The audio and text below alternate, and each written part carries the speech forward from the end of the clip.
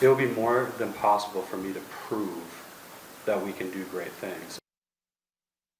That is newly elected Cass County Commissioner for District 4, Adam Martin. He is also a self-described felon. And he's founded a nonprofit which helps other area felons transition from incarceration to civilian life. Valley News Team's Alex Larson spoke with him about his past, the race, and his goals for the future.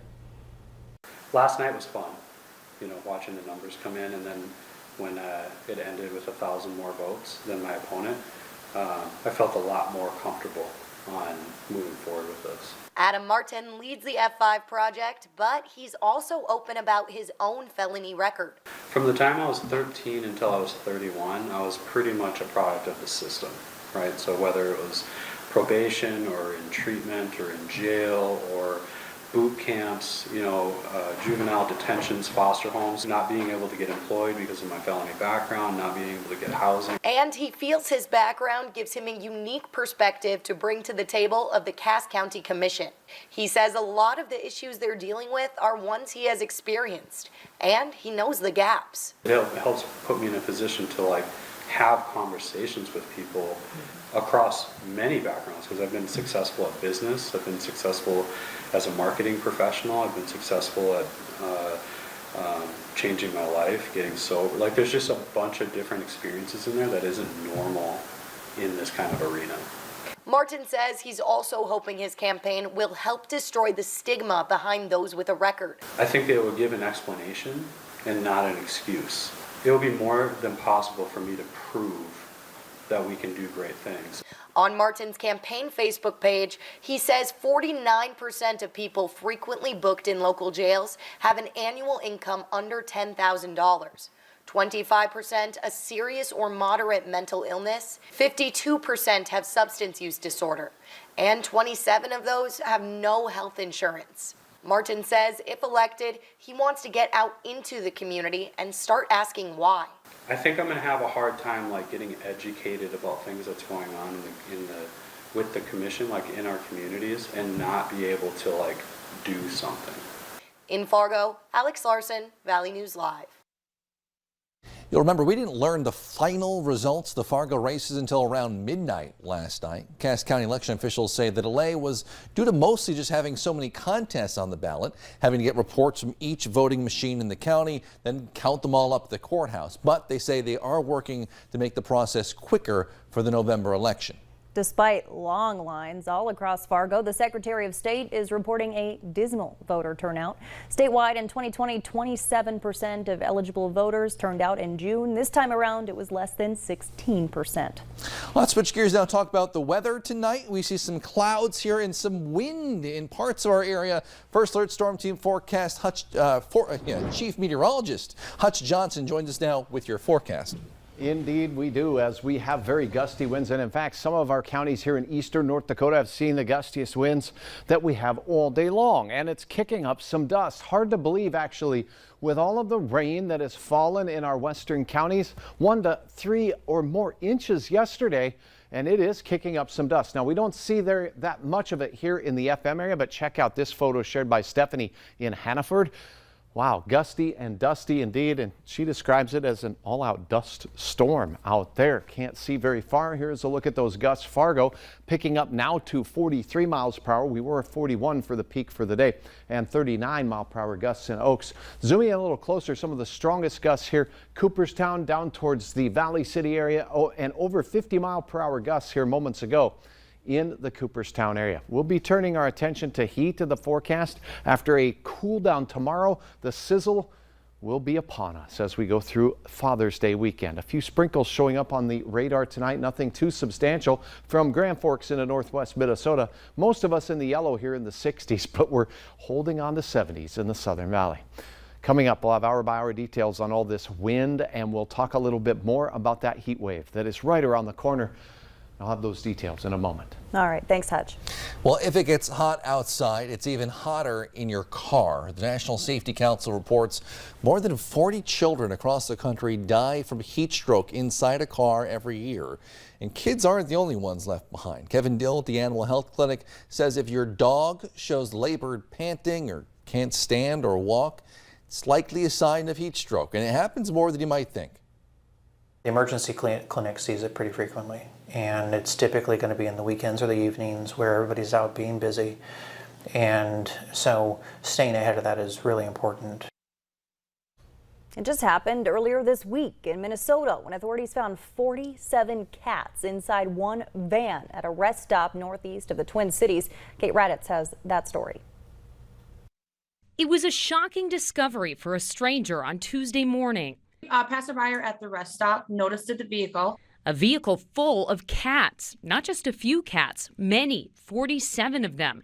This on a day where there was a heat warning in effect. Thankfully, it was still early enough in the morning where the heat really hadn't started to kick in, so that was working in our favor. Animal Humane Society Humane Investigations agent Ashley Pudas says the owner of the animals had been living in the car with the animals for some time. When I arrived, I didn't immediately notice anybody in distress, thankfully, and then I just kind of kept an eye on them as we progressed with the removal. The owner, she says, was cooperative in handing them over to investigators.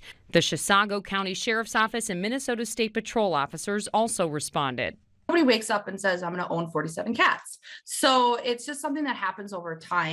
The cats range in age from less than a year to more than 12 years old. Thankfully, AHS says the cats appear to have only minor medical issues and will be okay. The cats are currently being evaluated and cared for by the Animal Humane Society and will eventually go up for adoption. Pudas says in her job, these types of calls are not rare. If anybody has a question, they are certainly welcome to call us and we can kind of walk them through what they're seeing. Kate Raditz reporting. New for you tonight, a development from Spirit Lake. A mutual aid agreement has been signed between the tribe and North Dakota Highway Patrol to increase law enforcement on the reservation. The agreement does not expand arrest authority. It does, however, provide a legal means for officers to intervene during certain situations, regardless of tribal status. Also new tonight, a settlement has been reached in a class action lawsuit involving Gate City Bank for roughly $5 million. A whistleblower sent us an email referencing this lawsuit.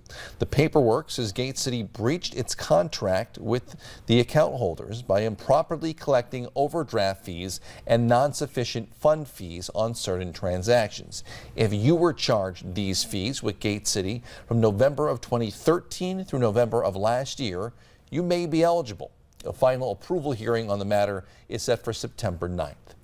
Minnesota just took part in a massive $26 billion multi-state settlement with a group of drug manufacturers. It comes as the CDC reports the number of national opioid overdose deaths hit nearly 80,000 nationwide from May 2020 through April 2021. Carolyn Cummings explains. Losing a child is something I never thought I'd have to live through. The opioid epidemic is personal to so many Minnesota families, including Senator Chris Eaton, who fought alongside others touched by the tragedy for accountability after losing her daughter to an overdose. I do have a little bitterness toward the opioid manufacturers and distributors, but I am so grateful for the way Minnesota has stepped up. Drug makers and distributors are on the hook for the proliferation of pills that plagued the country. A multi-state lawsuit suing a few of them settled for $26 billion. Minnesota's share totals close to $300 million. A lot of it will go directly to cities and counties to fight the crisis in their communities, money for prevention and treatment. That's where it belongs. It belongs in those programs. It belongs in the state and the local level, because that's where we're going to have those wraparound services. Opioid overdoses have claimed the lives of close to 5,500 Minnesotans in the last 20 years, and it's only increased with time, according to the most recent data available. 2020 saw a record with 678 people killed. The money will start flowing to 230 units of local government starting this summer, and more funds could be down the line. The state has pending lawsuits against other companies, including Purdue Pharma. It certainly feels like I've accomplished something and made a difference. In other news, President Biden is calling on 7 U.S. oil refineries to produce more gasoline and diesel, saying their profits have tripled during the war between Russia and Ukraine, leaving Americans to struggle with record prices at the pump.